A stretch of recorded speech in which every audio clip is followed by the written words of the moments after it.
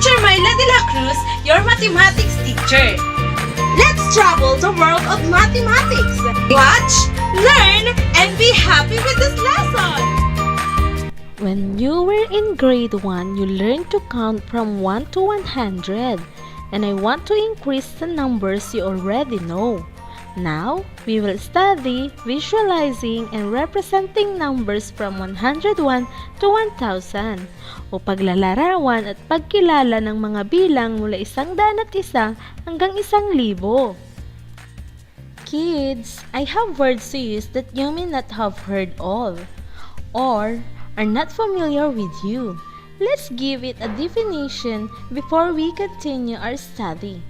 Let's prioritize the word ones o isahan, tens o sampuan, hundreds, daanan, multi-base arithmetic blocks. These are the example of arithmetic blocks. It helps to better understand the description of the number. What we will use today are blocks, group, and tens. There are small cubes or units to describe the ones. These longs are to describe the tens, and the flat is used to describe the hundreds. Digit. The digit is a number. It can be 0 to 9. For example, the number 7 has a digit. That is the number 7. 25 has 2 digits. These are 2 and 5. 168 has 3 digits. It is 168. And 1000 has 4 digits. It is 1000. It is clear? We will now study numbers consisting of 3 digits to 4 digits. Kumakain ka ba ng mangga? Mabuti ba sa katawan ang pagkain ng prutas? Bakit? Si Rico ay nais kumain ng mangga, kaya't nanghingi siya ng mangga sa kanilang kapitbahay na si Mang Tino. Ngunit, laking gulat niya nung ihatid sa kanya ang isang basket ng mangga. Nakasulat sa basket ang bilang kung ilan ang mangga na nasa loob nito. Kaya niya kayang kainin ang bilang ng mangga na nakasulat sa basket? Kaya mo bang sabihin ang bilang na nakasulat sa basket? Yan ang pag-aaralan natin ngayon. Now, let's start our lesson. I have straw counters here. I grouped them into 3.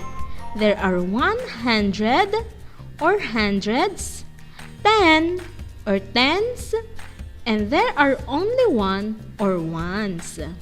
And these 3 groups, what do you think is the biggest? That's right! The biggest of the 3 is hundreds. What's next? Tens or ones? That's right! The next is tens, and the smallest of them are the ones. Very good! Always remember, as we identify numbers from 101 to 1,000, we always start with the largest. What is the largest in this group again? Hundreds.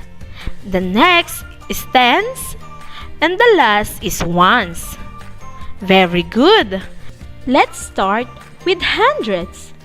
What if I have 3 100? 1, 2, 3. What is the equivalent of 3 100? We can skip counting so we know the answer 100, 200, 300. The equivalent number of 3 100 is 300. Very good. 300. That's right. Next is the tens. What if there are 6 pieces of tens?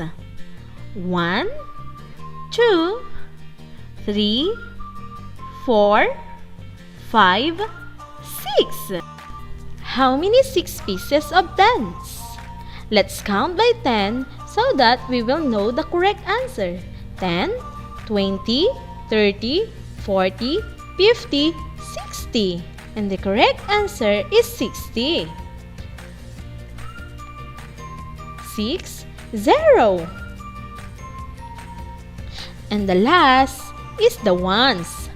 What if I have 8 pieces of ones? 1, 2, 3, 4, 5, 6, 7, and 8.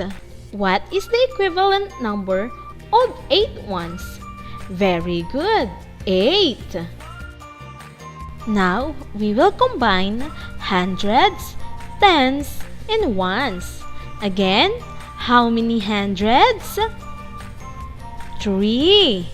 3 hundreds. How about our tens? 6. 6 tens. And our ones is 8. 8 ones. To produce the number of hundreds, we need to combine the 3 numbers. First is 3 in hundreds. Next is 6 and tens. And the last one is the number 8 and ones. Very good. So that we had 368. Now, we will use multi-base arithmetic blocks. How many hundreds? We have 1. How about tens? We have 4. And our ones is 5. So that the answer is 145. Very good. Okay, let's go to another example.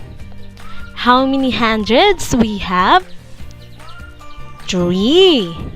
How about tens? Let's count. 5. How many ones we have? None.